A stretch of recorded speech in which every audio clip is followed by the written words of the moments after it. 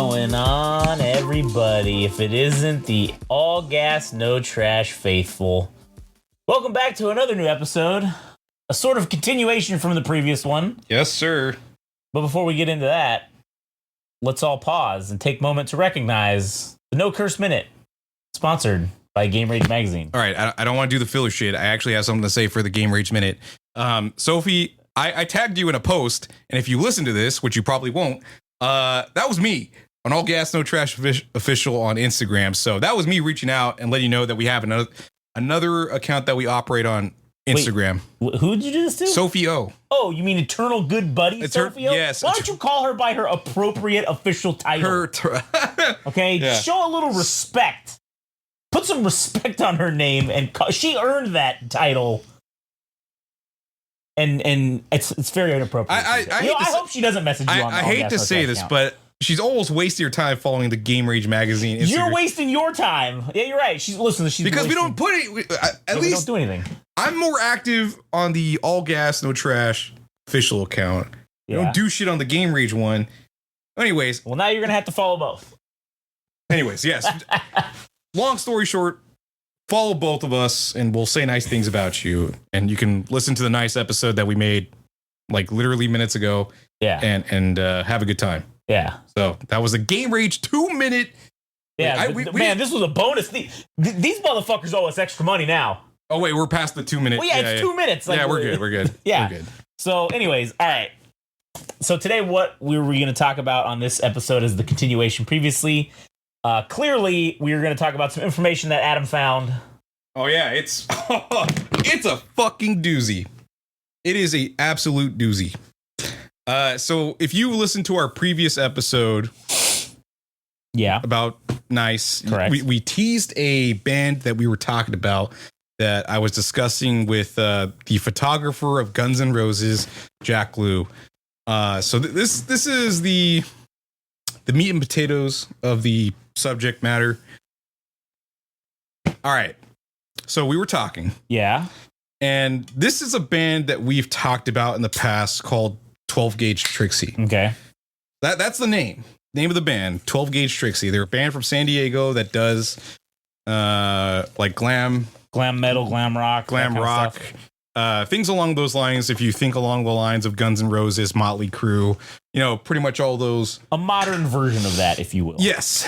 And it's a female-fronted band, and that's something that we talked about. And we all know that we actually prefer female-fronted. I'm not gonna lie. I think it's pretty obvious. Yeah, I mean, yeah. I don't know what it is. I think for me, it's the range in vocals that they can do what guys do, but they can also hit higher notes. They're just better. They're just better, man. Yeah, they're just better. I hate to say it. Anyways. So, if you wanted to check out that episode where we talked about 12 Gauge Trixie, this is a band that we discussed in episode 24 of All Gas No Trash. Damn, that was like probably over 100 episodes ago. Yeah, it's been a while. So, I mean, this was back in January of last year, if I'm not mistaken. So, episode 24, it's around the 58-minute mark that we were talking about 12 Gauge Trixie. So, yeah. So just fast forward to that, because that was back when we were, we didn't know what we were doing, so we were doing like over hour-long episodes. Yeah, fuck. It was the equivalent. All right, it was the equivalent of like prepubescent boys learning how to jerk off. Like we're fucking closing our eyes, we're fucking like plugging our nose, we're doing all kinds of dumb shit. It's like, what are you doing? Yeah. Anyways, all right, go ahead. So Jack Lew and I, the photographer of Guns N' Roses, were talking, and he was talking about, oh man, you got to check out this band, 12 Gauge Trixie. I'm like, oh, yeah, no, I follow them already. And so what did he say to that when you were like, oh, I already know about this? Oh, I mean, like, he wasn't like, oh shit, what? Like, yeah, no, I mean, it was just like, oh, he's like, oh, we were just talking about them, whatever. It wasn't like anything like, oh, you know about them or anything like that. And no, it wasn't like that at all. But so we were talking about them. He's like, yeah, actually, man, he's like, I actually have a lot of faith in this band. I think they're really interesting. And what I ended up doing is like I reached out to Tom Zutaut of Geffen Records, who was the A&R person that signed Guns N' Roses back in the day, and he's like, I told him, he's like, you got to check out this band, and for all intents and purposes, this Tom Zutaut guy has been retired for well, I don't know how long he's been retired, but he's been trying to convince this dude to work with them and potentially come out of retirement. And I think this Tom Zutaut guy also has a record label that he has or owns or whatever, but he might might come out of retirement to potentially work with this band. And, you know, what a weird fucking coincidence that out of like any time I could have shown up at any point at this concert that I went to, that I happened to run into this dude. And this is the band that we've already covered. And this guy happened to be the photographer of Guns N' Roses, and he's talking about a band that we've talked about in the past. And, you know, we're talking about him now with 12 Gauge Trixie and the potential like big implications of them getting signed to a record label that Tom Zutaut, the A&R executive or the A&R dude that signed Guns N' Roses, could be potentially working with 12 Gauge Trixie. So I don't know, man. What's your reaction? What do you think the reason is that they haven't already been picked up or whatever?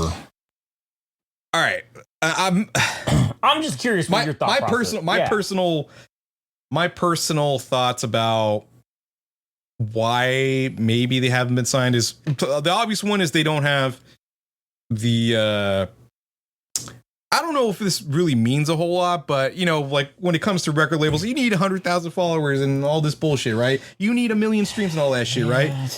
All that dumb shit, right? Yeah. But there's also the aspect for me is like, is there space for a modern glam rock band like Guns N' Roses in 12 Gauge Trixie? You know what I mean? Like, is there space for a band like that to exist 30 years after the fact?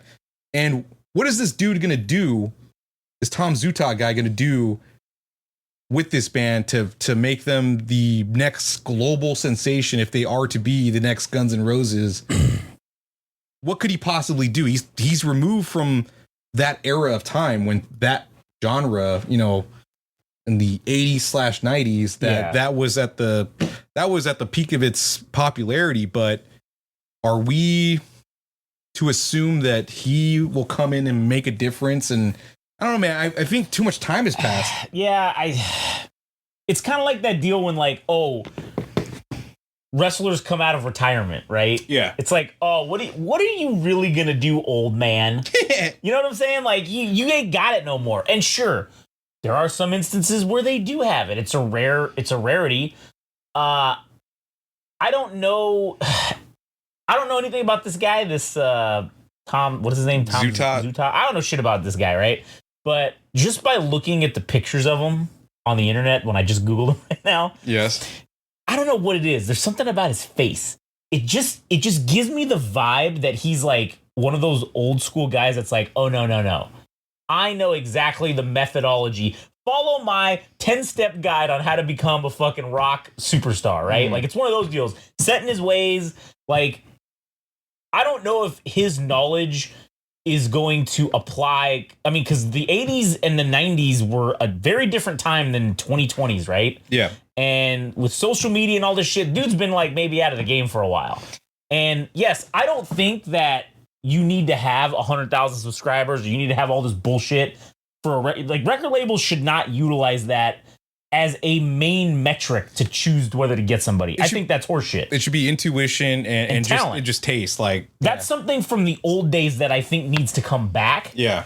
So this is an instance where, yeah, maybe this old guy doesn't have it anymore, but maybe that's exactly what it needs. It needs a guy to come in, because one thing that he has that not a lot of other people possibly have, which is where I think this guy's value is his connections in the industry, right? It's the connections to get people, to get them connected. Because, yeah, I'm looking at their YouTube has 143 subscribers. They've got on Instagram, they've got like 3,500 fucking followers. Yeah, something less than like 5,000. I mean, not a lot, okay? But I don't think that's a big deal. I don't think that means anything. I think that you can get somewhere regardless of the lack of followers and subscribers. Obviously, they're doing this and they're bringing in some kind of money. to do this. So yeah, it's somewhat successful, I would imagine. All right, here's the counterpoint to everything I just said that was negative, right? Where there hasn't been a band, and yes, there has been something of a standout in glam rock or whatever, in like Steel Panther, which started off as a parody band and then they started making original stuff. Like that's kind of the thing that maybe was somewhat prosperous, that was like after the fact of that genre that was somewhat like successful, right? Yeah. It's also been 30 plus years since a real hard rock band like this has existed too. Like this type of look, like this shit. I mean, they got like their own fucking like Slash, dude. Yeah. He's got the curly hair and everything, and then like they got the Axl Rose, which is the female girl. Yeah. I'm not trying to typecast them as like for whatever thing, but look, they got the look. And with on their website, I mean, remember the cover art for their like one of their first singles, which was like Get to the Point. Yeah. That shit looked like it was made in Windows Movie Player or Playmaker or whatever. But like on their website, if you can go to their website, please. Oh, wait a minute. Yeah, here's the website. All right, go to the home. That looks fucking clean. Yeah. That's something that they should stick with. So I'm just saying they got like the parts and everything, and the same way that System of a Down was looked at with cockeyed, because they were different and weird, and it was like a very niche thing to exist in the metal world or new metal world. It's like the opposite. It's like this is a traditional like Guns N' Roses-esque band there hasn't been something like this for a hot minute. Is it time for it to reoccur again? Because as we know, music comes in cycles. It's completely cyclical. That's something that I think we've learned. Are we witnessing the rebirth of potentially hard rock coming with this band? Yeah, I think that this is they are okay. Now this is going to sound offensive to people, but I don't care. They are the actual second coming of metal Christ. All right, back here, the glam metal Christ has risen again. All right, and here they are in 12 Gauge Trixie, and yeah, it's been 30 years, whatever. Fuck, it's been 50 years since like AC/DC and like Guns N' Roses. Those guys were really in their heyday. Yeah. All right, it's been 50 fucking years, almost. Like, yeah, we'll continue your point. Half a fucking century has almost passed. Yeah. All right, and I don't think people really understand that, because that music, guess what? It never actually went away. Guns N' Roses, AC/DC, all that shit from the 80s, Van Halen, fucking Led Zeppelin, Motley Crue, all that shit, all that glam rock, hair metal shit, right? It didn't go anywhere. Yeah. It always still was here. People always still enjoyed it. And I think that's why we don't sit here and think, oh yeah, it's been 40 years since that was popular. Yeah. Because shit, it doesn't seem like it, because it never actually went out of style. It was always there in the background. People were still following it. People were still listening to it. And that's how, I mean, shit, even like fucking Bon Jovi, that's how all these fucking assholes have been able to stay around and do Aerosmith. They've been doing the same shit because people still like it. But no one is putting the effort, it seems like, until 12 Gauge Trixie, to do that on a modern scale or a modern version of that, right? Like a current version of it. And yeah, Steel Panther maybe a little bit, but like, again, they're still kind of like a parody band. I mean, yeah, you know, it's like a mockery of the genre. Yeah, that's exactly what it is. And that gained popularity because their lyrics and their shit was funny. Like, it was funny, yeah. It's hilarious. I don't think people go listen to Steel Panther because they have sweet rockin' tunes. It's just because the shit's funny and it's entertainment, right? It's entertaining. It might have a slight like nostalgia factor to it. Yeah, right. Well, I think again, 12 Gauge Trixie has that nostalgia factor. It's got the fucking it's got that new car smell. It's like if you were to go get a 1979 Trans Am brand new. Like, it's the same shit. It's nostalgic, but holy shit, it has that new car smell. Yeah. And maybe it's got GPS in the fucking thing. That's kind of what 12 Gauge Trixie is. Yeah. I mean, pretty much what you said is that, dude, when we're talking about some of the most like loyal fan bases, I mean, not just exclusive to glam rock and stuff, but when it comes to like metal and shit, I mean, who has arena level and even stadium level audiences in Metallica, in System of a Down, and like all these bands that the popularity has not waned. It's only gotten stronger. And some of these guys have never had like a top 40 fucking, hit or whatever, but the fan base is so goddamn loyal that if they end up getting charted, it's because the fans pushed them there. Yeah. So it's like, is 12 Gauge Trixie that band that their fan base is going to be that loyal? And they are fairly young, but I mean, are we going to see them skyrocket and become that band where they're going to be as fabled and as legendary as even like Guns N' Roses? And here's the other question to ask yourself about this Tom Zulat. Tom Zutot. That's a tongue twister. Zutot. Tom Zutot. Yeah. Another question is, does this dude even want to fucking do this anymore? Yeah. Does he even want to fuck with this? Because that here now is, yes, if he gets involved, like, they will probably go to the moon because they're just going to get the publication. They're going to get that air. What is what they're missing right now is that air of legitimacy, that credibility. He brings the street cred of the music industry to them. Yeah, it's like Paul Heyman being your manager, like with Braun Breaker. Yeah, you need that. Like, you just need it because no one wants to even give you a chance. Yeah. In the industry itself, right? They don't care. You don't have enough followers, blah, blah, blah. But now this guy comes around, he's like, hey, you guys need to push these dudes. Oh shit, well, if this guy's doing it, that's your cheat code to not need to get to 1 million fucking followers before a record label will deal with you. Yeah, this isn't to discredit them at all. Like, they've obviously put in the work because they're doing all these shows. They've done all these shows. They put out the music. They've done the work. And yes, they have gone through these circuits of all the venues here in Southern California. They've done all the shit that everybody else has done as far as like those old bands that play at the Viper Room and Whiskey A Go-Go and like back in the heyday of like glam metal and shit. All those bands that played in those historic venues, they've done it too. So it's like, oh, now they kind of have those things within their pocket or even in their resume that like, hey, man, we did all that shit too. Well, I mean, listen, let's be honest. They're kind of in the same boat we are. Yeah. I mean, yeah, they have a few more followers than we do, but like, we're stuck in this weird little zone where like no one wants to really give a shit about us, but people listen. Yeah. And it's just like, okay, yeah, people are listening. They think we're entertaining or they think we're funny or whatever the case is. But at the same time, no one's also co-signing on to be like, yeah, let me fucking follow these guys. Yeah. Because, I enjoy this. And that's the problem. Most people don't fucking click the subscribe button because they're assholes. Yeah. They hear it. They think it's funny. Oh, maybe I'll just check them out again later.